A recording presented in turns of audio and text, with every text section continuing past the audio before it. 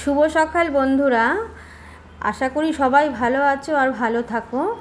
আজ আমি দুপুরে লাঞ্চের জন্য বেগুন দিয়ে ধনেপাতা দিয়ে পাতলা ঝোল বানিয়েছি ভোলা মাছের। তো চলো দেখে নিই কীভাবে বানিয়েছি। আমি এখানে দুটো ভোলা মাছ আর্ধেক আর্ধেক করে কেটে রেখেছি, ভালো করে ধুয়ে কেটে রেখেছি। আর মাছের ভেতরে ডিম ছিল, ডিমগুলোকে একটা আলাদা বাটিতে আমি রেখেছি। আর একটা গোটা বেগুনকে আমি পিস পিস করে কেটে নিয়েছি। আর দুটো টমেটো আমি কেটে নিয়েছি পিস পিস করে, ধনেপাতা নিয়েছি, কাঁচা লঙ্কা নিয়েছি। এবার চলো দেখে নিই কীভাবে বানিয়েছি। শীতকালে দেখবে বেগুন টেগুন দিয়ে এইভাবে ধনেপাতা দিয়ে পাতলা মাছের ঝোল খেতে কিন্তু বেশ ভালোই লাগে, তাই না বন্ধুরা? তো আমি মাছের মধ্যে আগেই আমি ধুয়ে কেটে পয় পরিষ্কার করে রেখেছিলাম। তো আমি এর মধ্যে লবণ আর হলুদ ভালো করে মাখিয়ে নিচ্ছি। আর এদিকে আমি কড়াইতে তেল দিয়ে দিয়েছি, তেলটা গরম হচ্ছে। ভালো করে মাখিয়ে নিয়ে আমি তেলে ছেড়ে দেবো মাছ এক এক করে। তেলটা দেখো বন্ধুরা গরম হয়ে গেছে। এবার আমি এক এক করে মাছ ছেড়ে দিচ্ছি। মাছটা আমি এপিট ওপিট করে ভালো করে লাল লাল করে ভেজে নেব, তারপর নামিয়ে নেব মাছটা। দেখো মাছ ভাজা আমার হয়ে গেছে।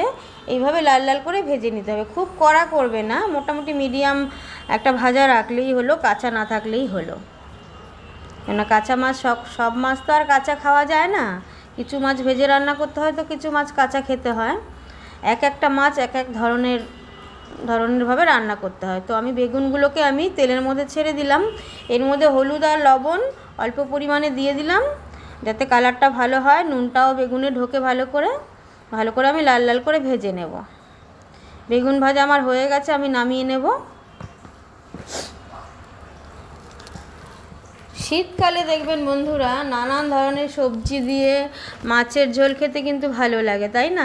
এই তেলেই আমি কালো জিরে ফোড়ন দিয়ে দিলাম। কালো জিরের দেখবে একটা সুগন্ধ হয় না, খুব সুন্দর লাগে গন্ধটা। তো আমি টমেটোটাকেও ছেড়ে দিলাম, টমেটোকে হালকা করে লাল লাল করে ভেজে নেব, কাঁচা গন্ধটা যাতে চলে যায়। এরপর আমি হলুদ আর লবণ পরিমাণ মতো দিয়ে দেবো, লঙ্কার গুঁড়ো আর হাফ চা চামচের মতো কাশ্মীরি গুঁড়ো লঙ্কা দিয়ে দিয়েছি। তো আমি ভালো করে মিশিয়ে নিয়ে আমি টমেটোটাকে কষিয়ে নেব।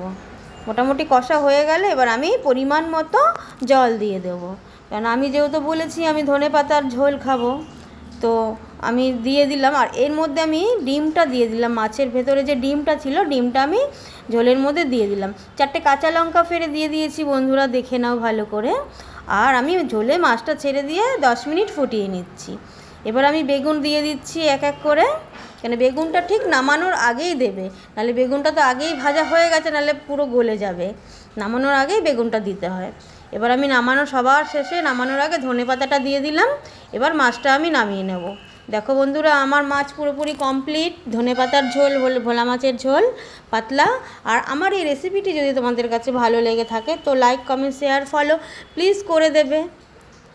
ধন্যবাদ আজকের জন্য, কালকে আবার নতুন রেসিপি নিয়ে আসবো।